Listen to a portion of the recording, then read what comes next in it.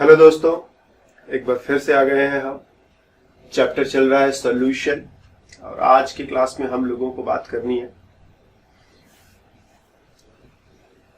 Temperature और pressure का solubility के ऊपर क्या असर पड़ता है, dependence of solubility on temperature and pressure. और लगे हाथ हम लोग हेनरीज लॉ, इस पर भी हाथ साफ कर लेंगे। तो चलो फिर से थोड़ा चीनी लाओ।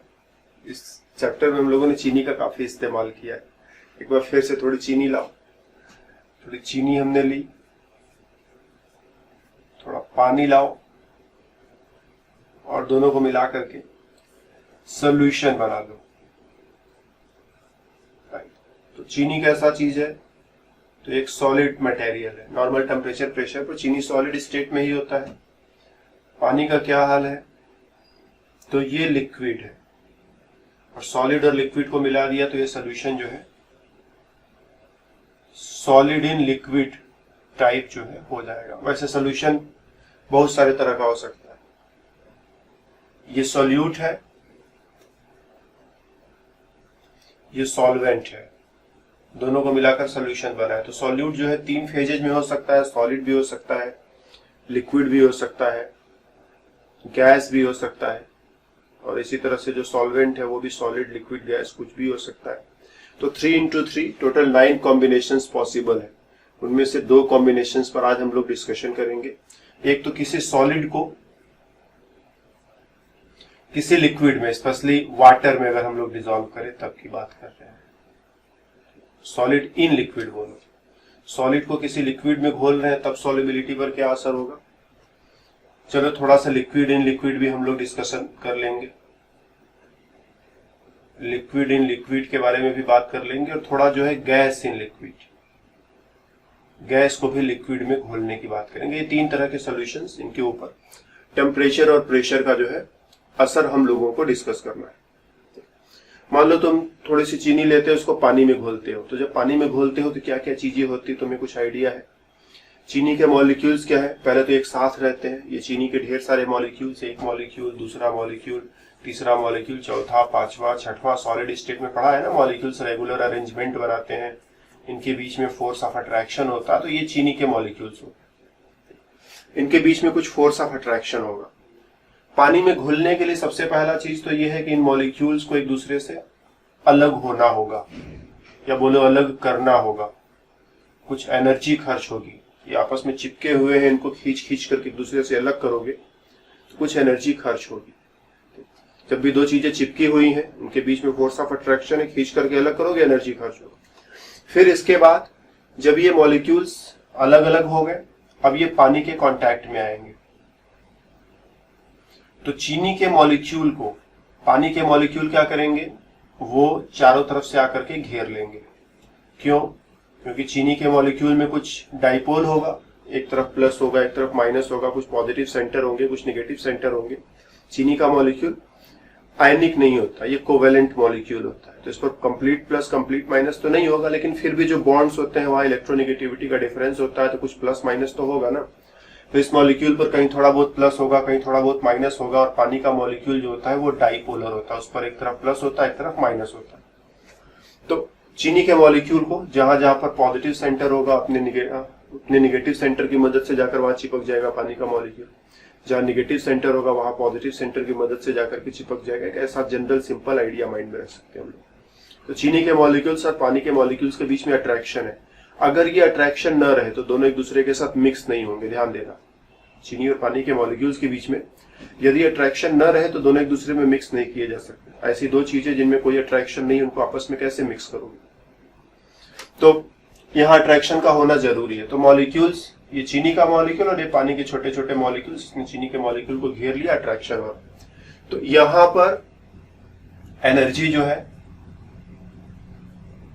कंज्यूम हो रही है। ठीक, और क्यों एनर्जी कंज्यूम हो रही है? क्योंकि मॉलिक्यूल्स आपस में चिपके थे, उनके बीच में अट्रैक्शन था। तुम खींच खींच करके अलग करोगे तो एनर्जी खर्च होगी होगी। और यहां पर क्या होगा? एनर्जी रिलीज होगी। तो मोस्टली बैलेंस होना चाहिए। यहां जितना खर्च हो रहा है यहां उसी के हिसाब से रिलीज भी होना चाहिए। थोड़ा बहुत अंतर भी हो जाए तो चलेगा, लेकिन ये तो कम से कम होना चाहिए कि जितना एनर्जी खर्च हो रहा है कुछ उसी के आसपास एनर्जी रिलीज भी होना चाहिए। अगर बहुत कम एनर्जी रिलीज हो रही है, मतलब बिजनेस में तुमने पैसा लगाया ज्यादा और वापस मिला कम, एनर्जी लगाया ज्यादा, एनर्जी मिला कम, खर्च ज्यादा हो गया, मिला कम, तो ऐसे सिचुएशन में वो कंपाउंड पानी में घुलेगा ही नहीं। बहुत ज्यादा अंतर है, थोड़ा बहुत अंतर है तो चलो मैनेज कर दिया कि मान लो 2-4 रुपए का घाटा है तो उसको दूसरे तरफ से हम लोग दूसरे रास्ते से दूसरे तरीके से उसको मेकअप कर लेंगे। लेकिन बहुत ज्यादा घाटा है, बहुत बड़ा घाटा है, यहाँ पर बहुत एनर्जी खर्च हो रही है, ठीक, लेकिन यहाँ पर बहुत थोड़ी सी एनर्जी मिल रही है। क्यों थोड़ी सी एनर्जी मिल रही है? क्योंकि पानी के मॉलिक्यूल और ये जो भी मॉलिक्यूल तुम पानी में घोलने की कोशिश कर रहे हो, दोनों के बीच में अट्रैक्शन नहीं है। खूब अट्रैक्शन होगा तो खूब एनर्जी रिलीज होगी, कम अट्रैक्शन होगा तो कम एनर्जी रिलीज होगी। तो जिन मॉलिक्यूल्स को तुम पानी में घोलने की कोशिश कर रहे हो, पानी के मॉलिक्यूल के साथ उनका कोई अट्रैक्शन ही नहीं है, बहुत थोड़ा सा अट्रैक्शन है, तो एनर्जी रिलीज नहीं होगी। अच्छे से एनर्जी रिलीज नहीं होगी तो इधर एनर्जी खर्च होनी है, इधर एनर्जी रिलीज होनी है, दोनों का बैलेंस बनेगा नहीं। तो ऐसे सिचुएशन में हमारा कंपाउंड पानी में डिसॉल्व नहीं होगा। तो डिसॉल्व होने के लिए एक कंडीशन ये है कि पानी के मॉलिक्यूल के साथ अच्छा अट्रैक्शन होना चाहिए। जितना अच्छा अट्रैक्शन होगा उतनी आसानी से वो पानी में घुलेगा, और ये कंपाउंड के स्ट्रक्चर पर डिपेंड करता है। और आज के क्लास में हम लोग स्ट्रक्चर की डिपेंडेंसी को नहीं देख रहे हैं। स्ट्रक्चर पर कैसे डिपेंड करेगा, दैट इज अनदर इशू। हम टेम्परेचर और प्रेशर की बात कर रहे हैं। तो हमने लिया सॉल्यूट, हमने लिया सॉल्वेंट, और दोनों को मिलाने से क्या बना? दोनों को मिलाने से बन गया सॉल्यूशन। ठीक, इससे हम लोग अगले पेज पर ले चलते हैं। ओके, हमने सॉल्यूट लिया, हमने सॉल्वेंट लिया, दोनों को मिला दिया तो ये सॉल्यूशन बनकर के तैयार हो गया। अब तुम जानते हो कि कुछ एनर्जी खर्च हो रही है, कुछ एनर्जी रिलीज हो रही है। नेट रिजल्ट हो सकता है कि हमें फायदा हो जाए, ज्यादा एनर्जी, कम एनर्जी खर्च हो रही है, ज्यादा एनर्जी रिलीज हो रही है। तो ओवरऑल क्या होगा? तुम देखोगे कि कुछ एनर्जी यहां पर रिलीज होगा, तो जस्ट राइट प्लस हीट या प्लस एनर्जी, जो भी लिख दो। थोड़ी एनर्जी खर्च हुई, मॉलिक्यूल्स को अलग अलग करने में एनर्जी खर्च हुई, और जब मॉलिक्यूल पानी के साथ जाकर के मिक्स हो रहे हैं तो एनर्जी रिलीज हो रही है। दोनों का नेट रिजल्ट ये है कि एनर्जी रिलीज हुआ, हमने लिख दिया प्लस हीट। इसका उल्टा भी हो सकता है, कभी कभी ऐसा भी हो सकता है कि पानी में तुमने किसी चीज को घोला, खर्च होने वाली एनर्जी ज्यादा है, रिलीज होने वाली एनर्जी कम है, ऐसा भी हो सकता है। तो सॉल्यूट प्लस सॉल्वेंट दोनों मिलकर के सॉल्यूशन बना रहे हैं, और यहां माइनस हीट लिख दो। ठीक, प्लस की जगह माइनस लिख दो, या फिर तुम्हारा मन है और अच्छे से लिखना चाहते हो तो इसको इधर उठा लाओ, इधर माइनस है तो इधर प्लस हो जाएगा। तो इधर प्लस हीट लिखने का मतलब, इधर हीट लिखा हुआ इसका मतलब एनर्जी बन रही है, रिलीज हो रही है। इधर हीट लिखने का मतलब कंज्यूम हो रही है। जब भी हम रिएक्शंस लिखते हैं, इधर कोई चीज लिखा है मतलब वो खर्च हो रहा है, इधर कोई चीज लिखा है वो बन रहा है। तो इधर सोल्यूशन बन रहा है, हीट बन रहा है, सॉल्यूट खर्च हो रहा है, सॉल्वेंट खर्च हो रहा है। इधर सॉल्यूट, सॉल्वेंट और हीट खर्च हो रहा है, बदले में सॉल्यूशन बन रहा है। तो ये रिएक्शन एक्सोथर्मिक, ये प्रोसेस एक्सोथर्मिक टाइप का है, ठीक, और ये प्रोसेस जो है इंडोथर्मिक टाइप का है। दो ही चीजें हो सकती हैं, ठीक, कभी कभी तीसरा भी हो सकता है, नो रिलीज ऑफ हीट, न तो कोई हीट रिलीज होगा and no consumption of heat. बड़ा टेढ़ा वर्ड यार। तो no release of heat and no consumption of heat, न तो हीट का कुछ रिलीज हो रहा है, न तो हीट कुछ कंज्यूम हो रहा है। ऐसे सिचुएशन में या जीरो भी हो सकता है, ठीक, फिलहाल उसको इग्नोर करो, वो बहुत रेयर केस है। मोस्ट ऑफ द टाइम या तो थोड़ा बहुत हीट रिलीज होगा या तो थोड़ा बहुत हीट खर्च होगा, ये तो होना ही होना है। ज्यादा भी रिलीज हो सकता है, थोड़ा ही हो जरूरी नहीं, लेकिन दो केसेस क्लियर कट है। एक जिनमें हीट रिलीज होगा, घोलोगे तो हीट रिलीज होगा, दूसरा ऐसा जिनमें घोलोगे तो हीट खर्च होगा, एक्सोथर्मिक एंड एंडोथर्मिक। अब तुम टेम्परेचर को बढ़ा रहे हो, ध्यान देना, डिसोल्यूशन, किसी चीज को पानी में घोलना या किसी भी चीज में घोलना, एक रिवर्सेबल प्रोसेस है। मतलब ये दोनों डायरेक्शन में चलता है, ठीक, ये दोनों ही डायरेक्शन में चलता है। मतलब वो घुलेगा भी फिर वापस भी निकलेगा, घुलेगा भी वापस भी निकलेगा। जैसे तुम पानी में तैरने जाते हो तो ऐसा नहीं कि बस अंदर ही डुबकी खा जाते हो, अंदर डुबकी खाते हो, फिर हवा कम पड़ती है तो सांस लेने के लिए बाहर उछल कर आते हो, फिर 2-4 बार सांस लेकर के फिर अंदर घुस जाते हो, मछली वगैरह देख करके फिर बाहर निकल आते हो। तो ये डिसॉल्व होना भी रिवर्सेबल प्रोसेस है, मतलब इधर भी चलता है, इधर भी चलता है। अब अगर ये फॉरवर्ड डायरेक्शन में खूब अच्छे से जा रहा है तो हम बोलेंगे सॉल्युबिलिटी खूब अच्छी है, बढ़ती जा रही है, बढ़ती जा रही है, घुलता जा रहा है। और बैकवर्ड डायरेक्शन में किसी वजह से शिफ्ट हो जाए तो हम बोलेंगे कि जो घुला था वो बाहर निकल गया, बोले तो सॉल्युबिलिटी कम हो गई। तो ये दोनों तरफ का एरो लगा, रिवर्सिबिलिटी वाला एरो लगा है, आगे भी जा सकता है पीछे भी जा सकता है, डिपेंड करता है कि हम क्या कर रहे हैं इसके साथ। सपोज हमने इसको गर्म कर दिया, टेम्परेचर बढ़ा दिया। टेम्परेचर बढ़ाने का मतलब हीट ऐड किया कि हीट रिमूव किया। तो किसी भी चीज को गर्म करने के लिए तुम्हें हीट ऐड करना पड़ता है, हीट ऐड करोगे वो गर्म होगा। जब इसमें हीट ऐड कर रहे हो, हीट ऐड करने का मतलब तुम रिएक्टेंट्स का अमाउंट बढ़ा रहे हो, ये एक रिएक्टेंट है, इसको ऐड करोगे तो रिएक्शन खूब आगे भागने लगेगा। जैसे जैसे तुम रिएक्टेंट का अमाउंट बढ़ाओगे वैसे वैसे रिएक्शन आगे भागेगा। लीस एटलियर प्रिंसिपल इक्विलिब्रियम वाले चैप्टर में हम लोग पढ़ते हैं कि एक रिएक्शन बैलेंस में चल रहा है, ठीक, ये ए है, ये बी है, दोनों मिलाकर के सी और डी बना रहे हैं। अब तुम इसी में और बी ला करके मिलाते चले जाओ बाहर से, तो जब ये बढ़ेगा तो डेफिनेटली आगे ही जाएगा, इसको पीछे आने का कोई रास्ता नहीं है। तो अगर तुम बी का अमाउंट बढ़ाते जाओ, बी का कंसंट्रेशन बढ़ाते जाओ तो रिएक्शन और आगे शिफ्ट होता चला जाएगा। सी का अमाउंट बढ़ाते चले जाओ तो ये क्या होगा, ये पीछे की तरफ खर्च होना पड़ेगा इसको, तो ये पीछे भागेगा। जैसे तुम इसको यहां लाओगे ये पीछे भागने में लगा रहेगा, क्योंकि सी का नेचर है पीछे की तरफ भागना और बी का नेचर के आगे की तरफ भागना। तो जितना ज्यादा बी को बढ़ाओगे, ए और बी को बढ़ाओगे तो दोनों मिलकर के आगे भागेंगे, प्रोडक्ट ज्यादा बनेगा। सी और डी को मिलाओगे, ये दोनों मिलकर पीछे भागेंगे और रिएक्शन पीछे की तरफ भागने लगेगा। तो यहां पर हीट क्या है, कंज्यूम हो रहा है। तुम और ज्यादा हीट लगाओगे तो और ज्यादा कंज्यूम होगा, और कंज्यूम होगा तो ये रिएक्शन आगे भागेगा, बोले तो सॉल्युबिलिटी बढ़ जाएगी। इसमें अगर तुम हीट मिला देते हो, टेम्परेचर बढ़ाने का मतलब तुम हीट ऐड कर रहे हो, तो ये हीट कहाँ भागेगा, तो पीछे ही भागेगा, इसके पास आगे भागने का रास्ता ही नहीं है, क्योंकि आगे की तरफ हीट बन रहा है, पीछे की तरफ हीट कंज्यूम हो रहा है, तो ये पीछे की तरफ भागेगा, और पीछे की तरफ भागेगा तो सॉल्युबिलिटी कम हो जाएगी। तो एक्जोथर्मिक में अगर तुमने टेम्परेचर को बढ़ाया तो सॉल्युबिलिटी डिक्रीज कर जाएगी। एक्जोथर्मिक सिचुएशन है, टेम्परेचर को बढ़ाया तो सॉल्युबिलिटी डिक्रीज कर जाएगी। इंडोथर्मिक है और तुमने टेम्परेचर को बढ़ा दिया तो ऐसे सिचुएशन में सॉल्युबिलिटी जो है वो इंक्रीज कर जाएगी। क्यों? क्योंकि तुम टेम्परेचर बढ़ाने रहे तो हीट ऐड कर रहे हो, और हीट ऐड करोगे तो हीट आगे ही जाएगा, हीट को पीछे आने का रास्ता नहीं है, इसमें हीट आगे की तरफ ही खर्च हो रहा है। और इसमें क्या है, हीट आगे की तरफ प्रोड्यूस हो रहा है और पीछे की तरफ खर्च हो रहा है। जब तुम हीट और ऐड करोगे, बाहर से हीट ऐड करोगे, तो उस हीट को खर्च करने के लिए पीछे ही भागेगा, और पीछे भागेगा तो सॉल्युबिलिटी घट जाएगी। तो लीस एटलियर प्रिंसिपल का इस्तेमाल करके हम लोग टेम्परेचर का रोल जो है डिस्क्राइब कर सकते हैं। टेम्परेचर बढ़ाने पर एक्जोथर्मिक के लिए सॉल्युबिलिटी कम होगी, इंडोथर्मिक के लिए सॉल्युबिलिटी बढ़ जाएगी। अब चाहे वो सॉलिड को तुम लिक्विड में घोल रहे हो, चाहे लिक्विड को लिक्विड में घोल रहे हो, चाहे गैस को लिक्विड में घोल रहे हो, ये तीनों के लिए सच्चाई है, किसी एक के लिए नहीं, तीनों के लिए बराबर काम करेगा। ये तीनों में ही ये सिचुएशन आ सकता है और तीनों के लिए बराबर काम करेगा। प्रेशर की बात करो तो प्रेशर, ध्यान देना, प्रेशर से सॉलिड पर कोई बहुत ज्यादा फर्क नहीं पड़ता ना। जैसे तुम एक बॉल ले लो, फुटबॉल ले लो, फुटबॉल क्या है, उसके अंदर हवा भरा है, हवा कैसा होता है, गैसियस होता है, तो फुटबॉल को तुम दबाते हो वो प्रेस हो जाता है, और हवा भरते हो फूल जाता है। तो प्रेशर घटा बढ़ा रहे हो तो फुटबॉल पिचक जा रहा है, फूल जा रहा है। अब ये फुटबॉल लोहे का तुम बना लो, उसको खूब प्रेशर लगाओ, देखो उसको कोई फर्क ही नहीं पड़ेगा। तो सॉलिड और लिक्विड पर प्रेशर का कोई फर्क नहीं, प्रेशर की वजह से बहुत थोड़ा सा फर्क पड़ता है, कोई फर्क नहीं पड़ता, ये कहना गलत है।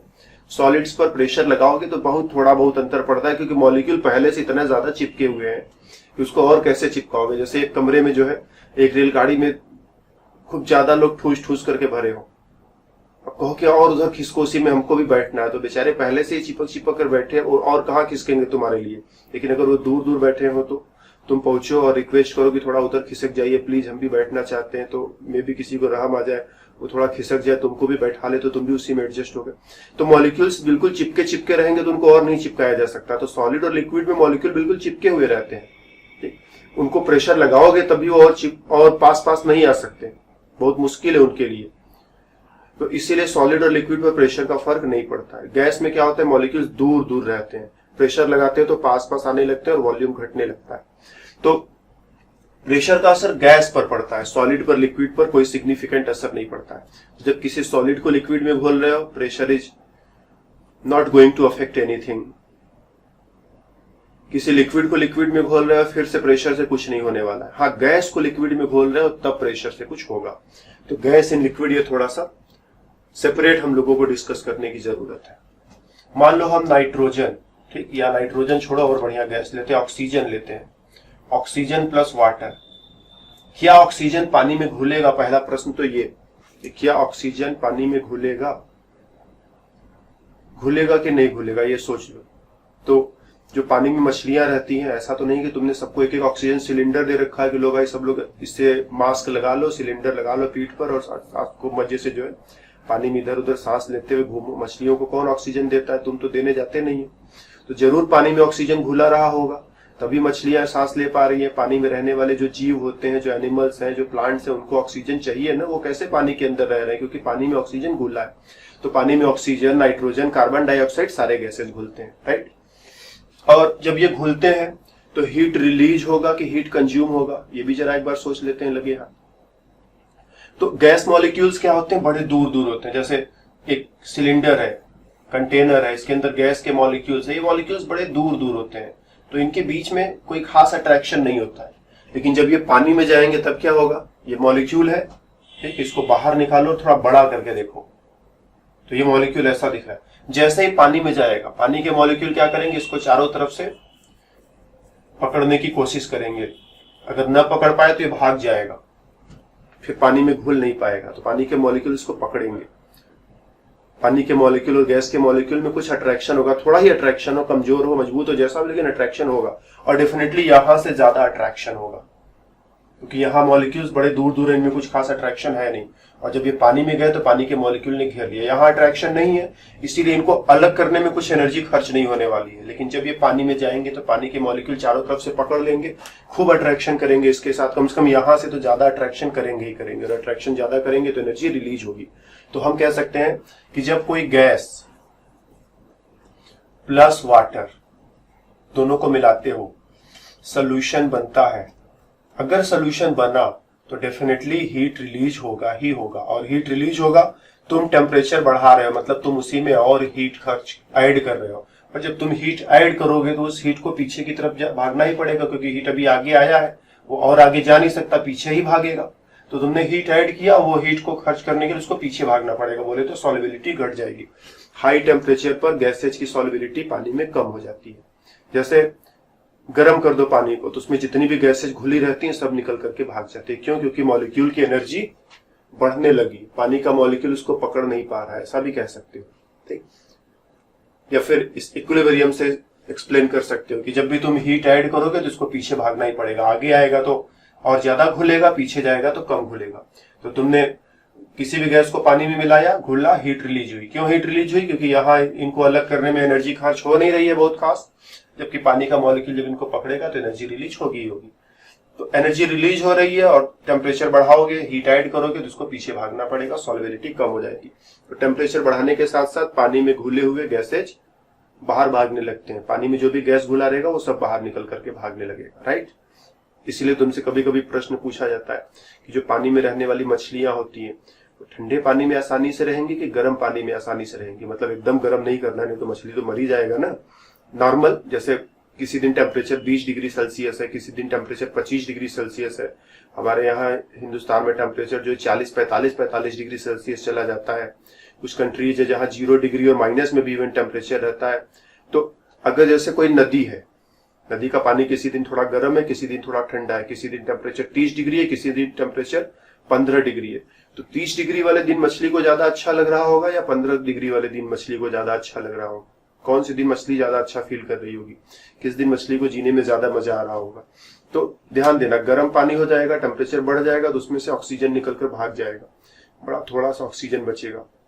तो मछलियों को सांस लेने के लिए ऑक्सीजन अवेलेबल है, लेकिन थोड़ा सा अवेलेबल है, तो बहुत मेहनत करके उनको सांस लेना पड़ता है। तुम देखते हो जैसे एक्वेरियम में चले जाओ, कहीं एक्वेरियम लगाओ, उसमें छोटी छोटी रंग बिरंगी मछलियां रहती है, तुम ध्यान से देखो तो सारी मछलियां बड़ी जोर जोर से बहुत मेहनत करके सांस लेती है। क्यों? क्योंकि तुम्हारा टेम्परेचर जो अच्छा नहीं है उनके लिए। एसी लगाओ, मछलियों को के लिए पानी का टेम्परेचर कम करो ताकि मछलियां अच्छे से सांस ले सके। या फिर उनको एक्वेरियम में रखो ही मत, उनको पानी में रहने दो, नदी में रहने दो। नदी में क्या होता है, ऊपर का पानी गर्म होता है, नीचे का पानी ठंडा होता है। ऊपर कम ऑक्सीजन होगा तो नीचे ज्यादा ऑक्सीजन होगा, मछली जो ऊपर की जगह नीचे चली जाएगी उस समय। तो मछली को जब जहां ज्यादा ऑक्सीजन रहेगा, जिधर गर्म ठंडा देख करके अपना इस हिसाब से एडजस्ट कर लेगी। और तुम एक छोटा सा बक्सा बना लिए हो उसको कमरे में रख दिए हो, टेम्परेचर भी कभी नहीं नापते हो कि गर्म है कि ठंडा है, उसमें ऑक्सीजन कितना है कितना नहीं, बस मछली को उसी में छोड़ दिए। तुम्हें देखने में रंग बिरंगा अच्छा लग रहा है, लेकिन मछली से पूछो उसको अच्छा लग रहा है कि नहीं, तो गर्मी रहेगी तो मछली को अच्छा नहीं लगेगा, क्योंकि उसमें ऑक्सीजन कम हो गया। तो मछलियों को तब अच्छा लगता है जब टेम्परेचर कम रहता है, क्योंकि कम टेम्परेचर वाले पानी में ऑक्सीजन ज्यादा घुली रहेगी, उनको सांस लेने में बड़ी आसानी रहेगी। तो जब भी टेम्परेचर बढ़ाओगे, पानी में घुले हुए गैसेज जो है उनका अमाउंट कम हो जाता है। प्रेशर, अगर प्रेशर बढ़ाओगे तो क्या होगा, एक एग्जाम्पल क्या है, स्कीम बनाते हैं। मान लो एक ऐसा जो है बर्तन है, इसमें नीचे पानी रखा हुआ है, ऊपर कुछ गैस, ऑक्सीजन, नाइट्रोजन जो भर लो, तो ये गैस रखा हुआ है, और यहाँ एक पिस्टन भी तुमने लगा दिया है। पिस्टन का इस्तेमाल ये है कि इसकी मदद से तुम प्रेशर को, ठीक, पिस्टन को नीचे दबा दोगे प्रेशर बढ़ जाएगा, पिस्टन को ऊपर खींच लोगे प्रेशर घट जाएगा, तो तुम प्रेशर को घटा बढ़ा सकते हो।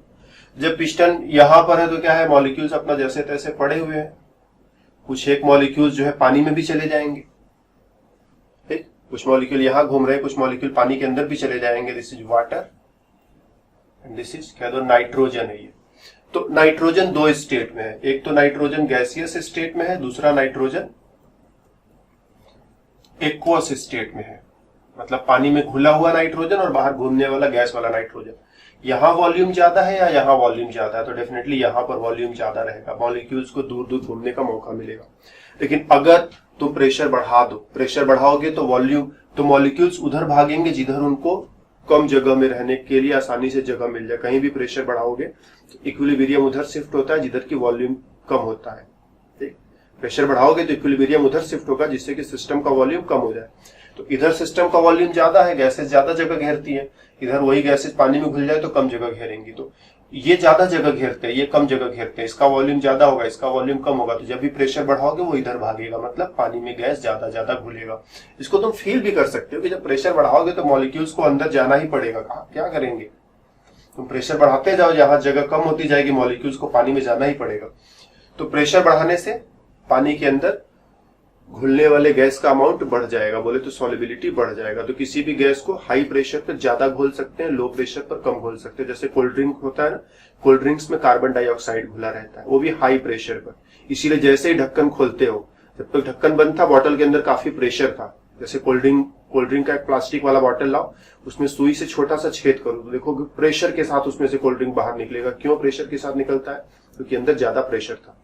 तो हाई प्रेशर पर उसके अंदर ढेर सारा कार्बन डाइऑक्साइड घुला हुआ है, और जब जैसे तुम ढक्कन खोलते हो प्रेशर कम होगा। क्यों प्रेशर कम होगा, क्योंकि खुले हुए बर्तन को, एक बर्तन है जो कि खुला हुआ है तो इसके अंदर का प्रेशर और बाहर के एटमॉस्फेयर का प्रेशर सब इक्वल है, अलग अलग नहीं तुम कर सकते। बर्तन को सील्ड पैक करोगे कि अंदर से हवा बाहर न जाए, बाहर से हवा अंदर ना आए, कुछ भी ना होने पाए, तो ऐसे सिचुएशन में उसका प्रेशर तुम कम या अधिक रेगुलेट कर सकते हो। खुले हुए बर्तन का प्रेशर तुम रेगुलेट नहीं कर सकते हो, इसमें तुम जितना भी हवा भरो सब निकल करके इधर उधर भाग जाएगा और टोटल प्रेशर जो है एक एटमॉस्फेयर बना रहेगा। तो हम क्या कह रहे थे, पता नहीं कहां से कहां आ गए। प्रेशर बढ़ाओगे तो मॉलिक्यूल्स जो है इसके अंदर जा करके ज्यादा ज्यादा डिसॉल्व होने लगेंगे, ये तो कह ही रहे थे, ठीक, पता नहीं क्या कह रहे थे, भूल गए, कोई बात नहीं। तो प्रेशर जैसे जैसे बढ़ाओगे इसके अंदर घुले हुए गैसेज का जो वॉल्यूम है और इसके अंदर पानी में घुलने वाले गैस का अमाउंट जो है वो बढ़ता चला जाएगा। ज्यादा प्रेशर होगा तो ज्यादा घुलेगा। हाँ, हम कोल्ड ड्रिंक की बात कर रहे थे कि कोल्ड ड्रिंक की बोतल जो होती है उसमें ज्यादा प्रेशर पर कार्बन डाइऑक्साइड भर दिया जाता है, और जैसे ढक्कन खोलते हो अब तो प्रेशर नॉर्मल हो जाएगा, नॉर्मल एटमॉस्फेयर 1 एटमॉस्फेयर हो जाएगा। जैसे प्रेशर कम होगा अंदर से घुला हुआ कार्बन डाइऑक्साइड बाहर निकलने लगेगा। तो तुम क्या करो, एक पानी का बॉटल ले लो, कोई बर्तन ले लो, उसमें पानी भर लो और उसमें एक स्ट्रॉ लगा लो, पाइप छोटा सा, और इधर से इसमें हवा ब्लो करो, मुंह से हवा फूको तो तुम देखोगे इसमें से बबल्स बन बन करके बाहर निकलना शुरू हो जाते हैं। तो वही इफेक्ट तुम्हें देखने को मिलेगा। जैसे कोल्ड ड्रिंक का ढक्कन खोलोगे उसमें घुला हुआ कार्बन डाइऑक्साइड बबल्स के फॉर्म में अपने आप बाहर निकलेगा। तो कोल्ड ड्रिंक में से झाग निकलता है, इसीलिए झाग निकलता है क्योंकि उसमें हाई प्रेशर पर कार्बन डाइऑक्साइड डिसॉल्व किया गया था। क्यों हाई प्रेशर पर, क्योंकि लो प्रेशर पर बहुत ज्यादा कार्बन डाइऑक्साइड डिसॉल्व नहीं होगा, हाई प्रेशर पर ही कार्बन डाइऑक्साइड अच्छे से डिसॉल्व होगा, ज्यादा अमाउंट में डिसॉल्व होगा। तो कोल्ड ड्रिंक में कार्बन डाइऑक्साइड को ज्यादा घोलने के लिए प्रेशर को बढ़ा देते हैं। वो क्यों कार्बन डाइऑक्साइड घोलना चाहते हैं ये मेरे को उतना अच्छे से नहीं पता, लेकिन हमको लगता है जहां तक जैसे कोल्ड ड्रिंक को तुम पीते हो ना तो वो नाक में, गले में, कान में, सब जगह थोड़ा थोड़ा सेंसेशन करता है। तो आई थिंक वो जितना ज्यादा कार्बन डाइऑक्साइड रहेगा उतना ज्यादा सेंसेशन करता होगा। तो तुम्हें कोल्ड ड्रिंक पीने पर थोड़ा अच्छा अच्छा झटका फील हो।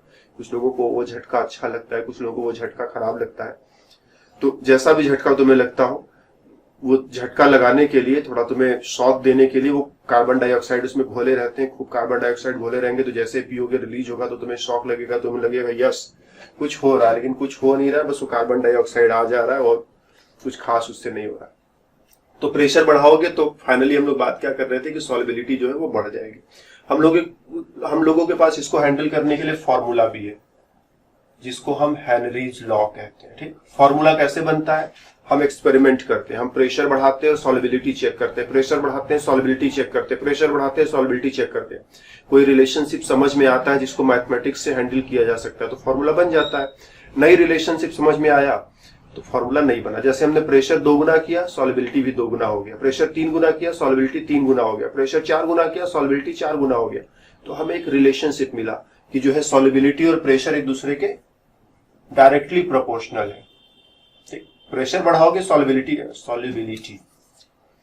प्रेशर बढ़ाओगे सॉल्युबिलिटी बढ़ रहा है। ठीक, इसको 2 गुना किया, ये 2 गुना हुआ। इसको 3 गुना किया, ये 3 गुना हुआ। इसको 4 गुना किया, ये 4 गुना हुआ। कभी कभी ऐसा भी हो सकता है कि अनडिस्टेंट रिलेशनशिप मिलने लगे। इसको 2 गुना किए, ये 5 गुना हुआ। इसको 3 गुना किए, ये 12 गुना हो गया। इसको 4 गुना किए, ये जो है सपोज 12.5 गुना हो गया। तो मतलब कुछ रिलेशनशिप बढ़ रहा है लेकिन रेगुलर वे में नहीं बढ़ रहा है। जब रेगुलर वे में नहीं बढ़ेगा तो हम कोई फॉर्मूला नहीं बना पाते। जब रेगुलर वे में बनता है तो बढ़ता है तो हम फॉर्मूला बना लेते हैं। ठीक, तो मैथमेटिकल फॉर्मूला बनने का मतलब वहां पर प्रॉपर्टी का बिहेवियर थोड़ा रेगुलर होगा। तो कुछ चीजों का बिहेवियर रेगुलर होता है, कुछ चीजों का बिहेवियर इरेगुलर होता है। वो तो वही बता पाएगा कि क्यों रेगुलर और क्यों इरेगुलर होता है। तो गैसेज की जो सॉल्युबिलिटी होती है, अगर इस सॉल्युबिलिटी को हम मोल फ्रैक्शन में डिस्क्राइब करें, ठीक, mole fraction of gas in solution, मतलब हमने ये सोल्यूशन बनाया है, ऊपर एक पिस्टन लगा रखा है जिससे हम प्रेशर अप्लाई कर रहे हैं और यहां पर गैस भरा हुआ है और नीचे जो है पानी है। गैस मान लो नाइट्रोजन गैस ही है, नाइट्रोजन गैस यहां पर भी और पानी में घुला हुआ भी है। तो यहां पर इसका जो मोल फ्रैक्शन है और यहां पर इसका जो प्रेशर है, इसका मोल फ्रैक्शन इसके प्रेशर पर डिपेंड करता है। तो मोल फ्रैक्शन को हम लोग ऐसा बताया था हमने, काई, थोड़ा सा टेढ़ा मेढ़ा एक्स के जैसा बनाते हैं, काई पढ़ते हैं। तो mole fraction of nitrogen in the solution depends on pressure of nitrogen present here. ध्यान देना, प्रेशर ऑफ नाइट्रोजन, जैसे मान लो यहां तुमने गैसेज का मिक्सचर बना रखा है, नाइट्रोजन में ऑक्सीजन भी है, तो नाइट्रोजन का पार्शियल प्रेशर तुम्हें लेना पड़ेगा। अगर एक अकेला गैस है तब तो नाइट्रोजन का ही प्रेशर है, लेकिन अगर 2, 3, 4 कई गैसेज का मिक्सचर है तो हम केवल नाइट्रोजन के प्रेशर पर ध्यान देंगे। और जब मिक्सचर के अंदर किसी एक गैस के प्रेशर पर ध्यान देते हैं तो हम कहते हैं हम पार्शियल प्रेशर रीड कर रहे हैं। हम सबका प्रेशर नहीं पढ़ रहे हैं, बस नाइट्रोजन का प्रेशर पढ़ रहे हैं, तो हम नाइट्रोजन के प्रेशर से मतलब रखेंगे। तो हम कह सकते हैं कि mole fraction of nitrogen in the solution depends on pressure of nitrogen. Definitely pressure solution में नहीं रहेगा, प्रेशर गैस का ही रहेगा। तो partial pressure of nitrogen in gaseous phase, या फिर इस प्रोपोर्शनैलिटी को हटाने के लिए कांस्टेंट लाए तो एक कांस्टेंट के आएगा, जिसको के एच लिख दो, हेनरी लॉ कांस्टेंट। हेनरी चाचा ने खोजा था तो उनका नाम इसी में नीचे तभी से लटका दिया गया कि भाई सभी लोग जानते रहो कि किसने खोजा है। तो सोल्यूशन, तो इस तरह से ये हम लोगों ने एक फॉर्मूला बना डाला। अब तुमसे पूछे बताओ इसका यूनिट क्या होगा, तो देखो मोल फ्रैक्शन का कोई यूनिट होता नहीं है। क्यों नहीं होता है? क्योंकि मोल फ्रैक्शन का मतलब गिवन कंपाउंड का मोल डिवाइडेड बाय टोटल मोल। जब मोल को मोल से डिवाइड करोगे तो यूनिट कट जाएगा, तो मोल फ्रैक्शन का कोई यूनिट नहीं है, ये यूनिट लेस है। तो डेफिनेटली इसका यूनिट और इसका यूनिट बराबर होगा। तो जो यूनिट प्रेशर का है वह यूनिट हेनरी लॉ कांस्टेंट का है। ठीक, तो ये एक फॉर्मूला हो गया। और जब भी इस फॉर्मूले की स्टडी करेंगे कांस्टेंट टेम्परेचर पर स्टडी करेंगे। ठीक, क्यों कांस्टेंट टेम्परेचर पर? क्योंकि टेम्परेचर घटाओगे बढ़ाओगे तो उससे भी सॉल्युबिलिटी घटती बढ़ती। तो जब प्रेशर का असर मेरे को रीड करना है, हम प्रेशर को समझना चाहते हैं, तो टेम्परेचर को बोलेंगे तुम चुपचाप एक तरफ बैठ जाओ, बोले तो कांस्टेंट रहो। उसी में टेम्परेचर भी परेशान करेगा, प्रेशर भी परेशान करेगा, तो तुम कैसे समझोगे? टेम्परेचर को चुपचाप एक तरफ बैठाएंगे कि बैठो, डिस्टर्ब न करो, टेम्परेचर को कांस्टेंट कर दिया। अब प्रेशर को घटा बढ़ा करके देख रहे हैं कि सॉल्युबिलिटी घट रही है कि बढ़ रही है। तो जब जब प्रेशर बढ़ाओगे तब तब ज्यादा घुलेगा, जब जब प्रेशर घटाओगे तब तब कम घुलेगा। More pressure more mole fraction in the solution, less pressure less mole fraction in the solution. ठीक, टेम्परेचर का भी कोई इक्वेशन है क्या? टेम्परेचर कहाँ है इसमें? टेम्परेचर से असर तो पड़ता है, तो टेम्परेचर इसमें है लेकिन तुम्हें दिख नहीं रहा है। कहाँ है? इसके अंदर किसी तरह से घुसा हुआ है। ये KH के अंदर कहीं ना कहीं T जरूर है, समझ रहे हो ना? KH के अंदर T है। अगर कोई चीज टेम्परेचर प्रेशर दोनों पर डिपेंड कर रही है, प्रेशर सामने दिख रहा है, टेम्परेचर सामने नहीं दिख रहा है, मतलब टेम्परेचर जरूर इसी कांस्टेंट के अंदर घुस गया है। इस कांस्टेंट के लिए हम कोई फॉर्मूला बना सके कभी फ्यूचर में, या कभी फॉर्मूला बना सके, कोई फॉर्मूला बनाया ही हो, तो उसके अंदर T जरूर आएगा, क्योंकि ये कांस्टेंट अब टेम्परेचर के ऊपर डिपेंड करेगा। ठीक, तो प्रेशर बढ़ाओगे सॉल्युबिलिटी बढ़ेगा, प्रेशर घटाओगे सॉल्युबिलिटी घटेगा। टेम्परेचर बढ़ाओगे तो क्या होगा? हम जानते हैं टेम्परेचर बढ़ाएंगे तो गैस पानी में नहीं टिकेगा। लो टेम्परेचर पर पानी में ज्यादा गैस घुलेगा, हाई टेम्परेचर पर पानी में कम गैस घुलेगा। इसको इस फॉर्मूले से समझा सकते हैं क्या? आंसर है यस। जब तुम टेम्परेचर बढ़ाओगे तो सॉल्युबिलिटी कम हो जाएगा। ध्यान देना, जब टेम्परेचर की स्टडी करोगे तो प्रेशर को कांस्टेंट रखोगे, प्रेशर की स्टडी करोगे तो टेम्परेचर को कांस्टेंट रखोगे। तो जब हम प्रेशर की बात कर रहे थे तो हमने टेम्परेचर को कांस्टेंट कर दिया कि at a constant temperature solubility in mole fraction is proportional to the pressure more solubility, less pressure less solubility। अब हम टेम्परेचर की बात कर रहे हैं तो हम कह देते हैं कि इसको कांस्टेंट करो, तो कांस्टेंट बराबर KH multiplied with mole fraction of nitrogen. ये प्रेशर हम नहीं बदलने देंगे, हम कुछ ऐसा इंतजाम कर देंगे कितना भी गर्म करे ठंडा करे ये नाइट्रोजन गैस का प्रेशर बदलने ना पाए। ये कांस्टेंट हो गया, इसको कांस्टेंट कर दिया। तो जब इसको कांस्टेंट कर दोगे, तुम टेम्परेचर बढ़ा रहे हो, तुम जानते हो कि टेम्परेचर बढ़ा रहे हो तो क्या होगा? सॉल्युबिलिटी कम होगी। अगर ये कम होगा तो ये बढ़ने लगेगा। अगर दो चीजों को मल्टीप्लाई करने पर एक कांस्टेंट आ रहा है, दोनों को मल्टीप्लाई कर रहे हैं, कांस्टेंट आ रहा है। ठीक, जैसे हम कह दें कि x इंटू वाई मिला करके 100 रुपीज है। ठीक, मान लो x जो है, तुम बाजार से पेन खरीदने गए हो, एक पेन 10 रुपए का है और तुम कितने पेन खरीद पाओगे कि तुम्हें 100 रुपए पे करने पड़े?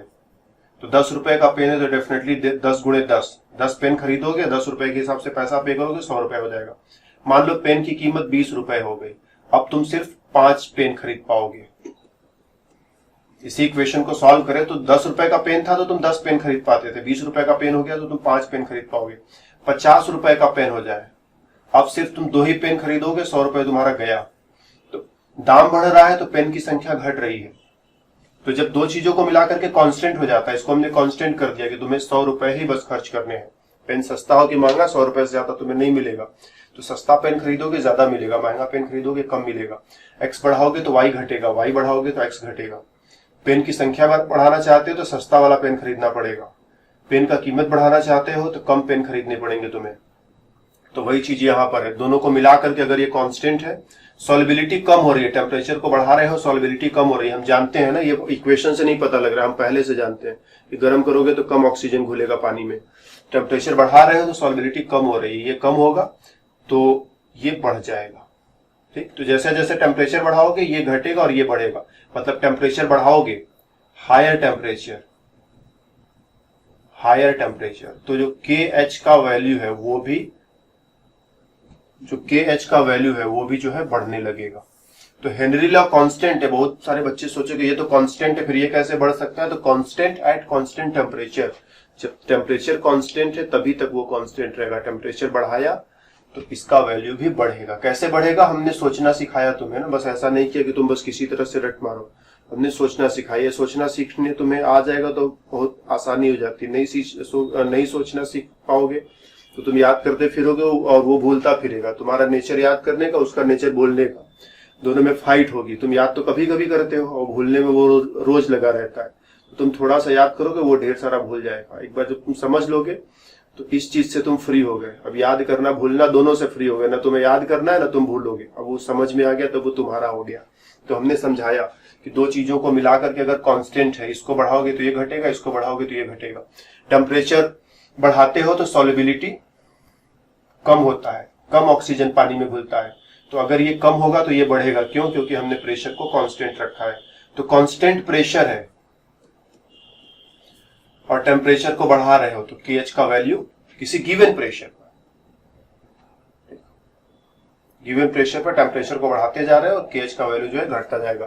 और बाद में अगर तुम अच्छे से फील कर पाए तो ये प्रेशर जो है, प्रेशर की कॉन्स्टेंसी जो है नकली कॉन्स्टेंसी है, तुम कभी न कभी समझ जाओगे। अब उसको समझाने में लगेंगे तो जो समझाया सब निकल जाएगा। So this is the way we deal the solubility of things.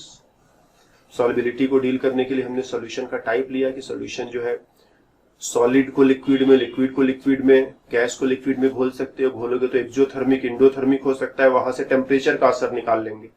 और उसके बाद हमने कहा प्रेशर का असर निकालना है, तो सॉलिड और लिक्विड पर प्रेशर से कुछ फर्क पड़ेगा नहीं, बस गैस वाला। गैस पर प्रेशर का फर्क क्या पड़ेगा? मोर प्रेशर मोर सॉल्युबिलिटी। और उसको हम डील करने के लिए कौन सा लॉ था, कहां चला गया? Henry's law. हेनरीज लॉ पढ़ा, हेनरी लॉ कांस्टेंट पढ़ा, एंड दैट्स ऑल। इस क्लास में हमारी तरफ से इतना ही। फिर मुलाकात होगी अगले क्लास में, तब तक के लिए बाय बाय।